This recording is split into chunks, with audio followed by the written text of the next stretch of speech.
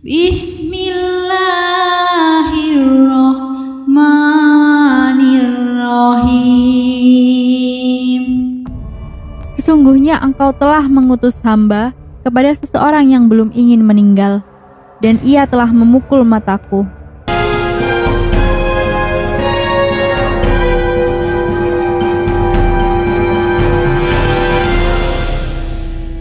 Kisah Nabi Musa yang sudah berusia 120 tahun tetapi masih belum ingin meninggal dunia. Nabi Musa alaihi wassalam berjuluk Kalimullah. Tatkala Allah Ta'ala menugaskan malaikat Israel untuk mencabut nyawanya, sang Nabi terkesan enggan. Padahal Nabi Musa pada saat itu sudah berusia 120 tahun. Malaikat Israel ditampar sehingga batal mencabut nyawa Nabi Musa. Ada sejumlah riwayat yang mengisahkan tentang wafatnya Nabi Musa. Salah satu riwayat menyebutkan bahwa wafatnya Nabi Musa saat bersama dengan sahabatnya, Yusya bin Nun. Abu Ishaq Al-Hufaini Al-Atsyari berdasarkan hadis sahih yang diriwayatkan oleh Imam Bukhari dan Muslim menceritakan wafatnya Nabi Musa dari Abu Humairah radhiyallahu anhu. Ia bercerita, telah bersabda Rasulullah Shallallahu alaihi wasallam, Nabi Musa alaihi wasallam dulu pernah didatangi malaikat maut, lalu berkata kepadanya, penuhi panggilan Rabb-mu. Maka Musa alaihi wasallam memukul mata malaikat maut tadi sampai terlepas. Akhirnya malaikat tersebut kembali kepada Allah Subhanahu wa Ta'ala, lalu mengadu kepadanya seraya mengatakan, sesungguhnya engkau telah mengutus hamba kepada seseorang yang belum ingin meninggal, dan ia telah memukul mataku. Kemudian Allah Ta'ala mengembalikan matanya lalu berfirman, kembalilah kamu kepada hambaku. Lantas katakan kepadanya, kamu ingin hidup? Kalau sekiranya kamu ingin tetap hidup, maka letakkan kedua tanganmu di atas bulu sapi jantan.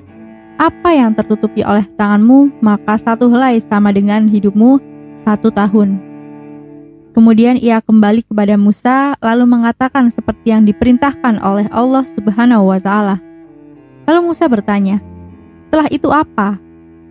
Malaikat tersebut menjawab, setelah itu kamu mati. Musa mengatakan, bahkan sekarang ya Allah, matikanlah diriku di tempat yang suci dekat dengan bebatuan. Nabi Musa memohon kepada Allah agar nyawanya dicabut dekat dengan tanah suci, atau Baitul Maqdis, hingga sedekat lemparan batu. Lalu permohonan itu menunjukkan betapa cintanya sang Nabi kepada tanah suci. Bahkan, dikubur pun ingin di dekatnya. Tetapi, Nabi Musa tidak meminta Allah agar mencabut nyawanya tepat di dalam tanah suci itu.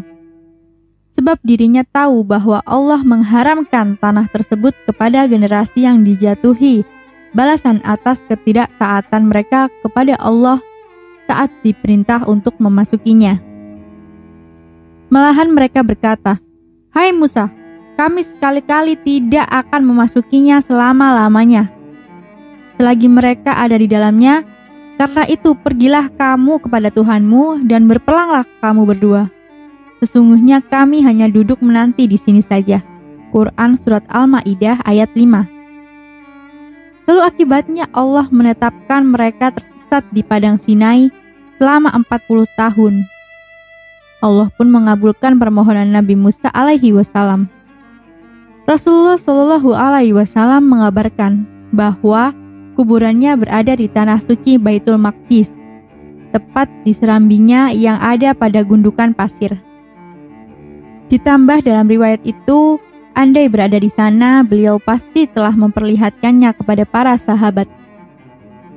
Rasulullah Shallallahu alaihi wasallam mengatakan, demi Allah, kalau sekiranya saya berada di sisinya, tentu akan saya beritahu kalian kuburannya, yang berada di sisi jalan di tumpukan bukit berpasir yang berwarna merah.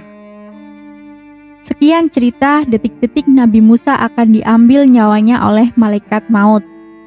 Terima kasih sudah menonton video ini. Semoga kalian suka dengan video ini dan berkomentar di bawah jika ingin dibawakan cerita apa selanjutnya. Jumpa lagi, wassalamualaikum warahmatullahi wabarakatuh.